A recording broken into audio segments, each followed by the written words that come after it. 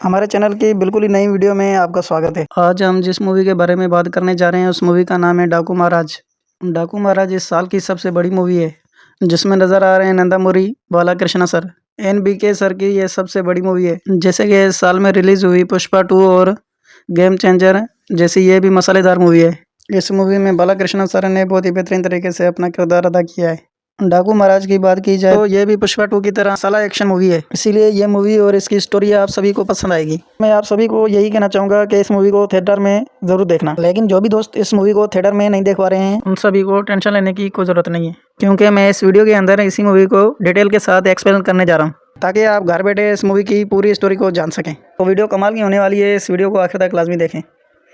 तो guys video शुरू करते हैं। सबसे पहले मूवी की शुरुआत होती है। कृष्ण मूर्ति नाम के एक शख्स को दिखाया जाता है जो कि बहुत ही अच्छे किस्म का शख्स होता है, जो एक बच्ची नवासन के साथ रह रहा होता है। वो इस मूवी में अनाथ होती है और उसका नाम वैष्णवी होता है। वो उसके साथ बहुत ही खुश रह रही होती है, यानी अपने नाना के साथ, कृष्ण मूर्ति के साथ। उसके बाद कृष्ण मूर्ति को पता चलता है कि उसके चाय के बाग में जानवरों की स्मगलिंग हो रही होती है, जो कि इस मूवी में हमें दिखाया गया है कि कृष्ण मूर्ति सर एक बहुत ही ईमानदार शख्स है। जैसे ही कृष्ण मूर्ति को पता चलता है चाय के बाग में जानवरों की स्मगलिंग हो रही है तो कृष्ण मूर्ति को बहुत गुस्सा आता है और उन पर केस कर देता है। स्मगलिंग करने वाला और कोई नहीं वहाँ का लोकल MLA और उसका छोटा भाई होता है, जिनके ऊपर कृष्ण मूर्ति केस कर देता है। इस बात का पता MLA को लग जाता है और वो बहुत गुस्से में आ जाता है। गुस्से में आने के बाद वो कृष्ण मूर्ति को धमकाने आता है। MLA के धमकाने के बावजूद कृष्ण मूर्ति अपनी जिद पे अड़ा होता है और वो अपनी कंप्लेंट वापस नहीं लेता है। MLA से उसको जान का खतरा है, इसलिए अपनी फैमिली के लिए पुलिस से प्रोटेक्शन मांगता है। अब हमें यहाँ पर एक गोविंद गुजर नाम का एक बूढ़ा शख्स दिखाते हैं जो समझ जाता है कि कृष्ण मूर्ति की फैमिली के ऊपर जान का खतरा है। वो पैगाम भेजता है मदद के लिए, जिसके अगले सीन में हमें दिखाया जाता है कि डाकू महाराज एक जेल में कैद होते हैं और उसे वैन में बिठाकर ले जाया जा रहा होता है।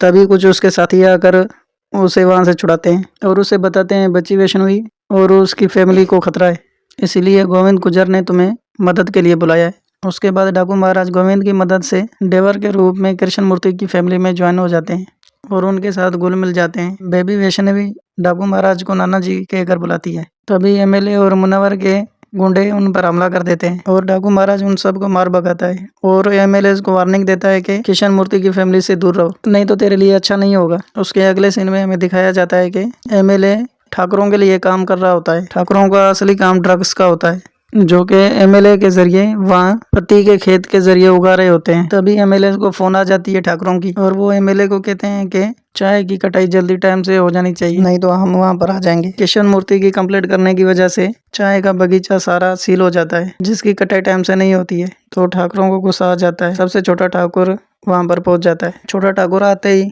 कृष्ण मूर्ति की फैमिली के ऊपर अटैक करता है। तभी वहीं पर आकर डाकू महाराज उन सबको बचाता है और फिर छोटे ठाकुर के साथ उसका सामना होता है। छोटा ठाकुर जैसे ही डाकू महाराज को देखता है तो उसे शौक लगता है और वो डाकू को पहचान जाता है। तभी हमें पता चलता है कि छोटा ठाकुर डाकू महाराज को पहले से जानता था। ये सब देखने के बाद हमें पता चलता है कि ठाकुरों और डाकू महाराज की पुरानी दुश्मनी है। डाकू महाराज छोटे ठाकुर को वहीं पे मार देते हैं। उसके बाद हमें बॉबी देओल दिखाई देते हैं, जो कि बलवंत ठाकुर का किरदार निभा रहे होते हैं। तभी हमें बलवंत ठाकुर और डाकू महाराज की पुरानी दुश्मनी का पता चलता है। डाकू महाराज कृष्ण मूर्ति की फैमिली को बचाते हुए जख्मी हो जाते हैं, तभी उसे हॉस्पिटल में एडमिट कर देते हैं। डाकू महाराज को जख्मी देखकर कृष्ण मूर्ति गोविंद से पूछते हैं, ये नाना जी कौन है और इसने हमारी वजह से अपनी जान को खतरे में क्यों डाला। तभी गोविंद डाकू महाराज के पास्ट के बारे में बताते हैं। तभी हमें पास्ट के बारे में दिखाया जाता है। बालाकृष्ण सर पास्ट में एक कलेक्टर होते हैं जिसका नाम सीताराम होता है। तभी गोविंद गुजर अपने बारे में कुछ बताता है कि वो सीताराम के साथ कैसे मिला।